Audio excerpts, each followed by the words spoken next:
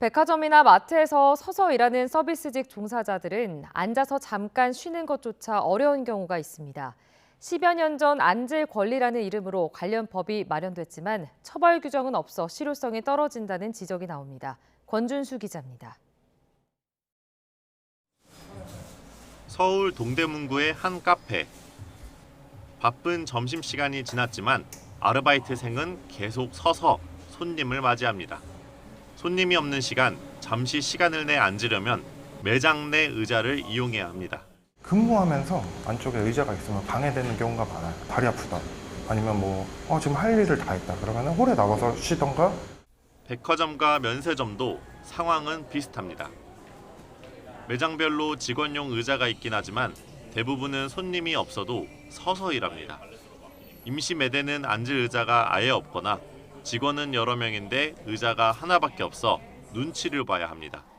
민주노총이 조합원 1,500여 명을 상대로 올해 설문조사를 해보니 서비스업 직원들이 이용하는 휴게실 안에서도 의자 같은 비치 물품이 충분하지 않다는 답변이 절반 가까이나 됐습니다.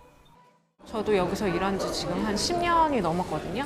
그래서 대부분의 직원들은 아무래도 하지정맥류는 다 가지고 있고, 그리고 오랫동안 서 있기 때문에 발바닥에 염증이 난다든지. 지난 2011년 산업안전보건법에 서비스직 근로자의 앉을 권리를 보장해야 한다고 명시한 지 벌써 12년이 지났습니다. 이에 따라 사업주는 휴식을 위한 의자를 마련해야 하지만 아직도 처벌 규정이 없다 보니 현장에서는 있으나 마나한 법이 됐습니다. 말뿐인 앉을 권리에 서비스업 종사자들의 근무 환경도 크게 달라진 것이 없습니다. 처벌 조항을 넣자는 법 개정안이 6년 전에 발의됐지만 결국 국회 문턱은 넘지 못한 채 지난 2020년 폐기됐습니다.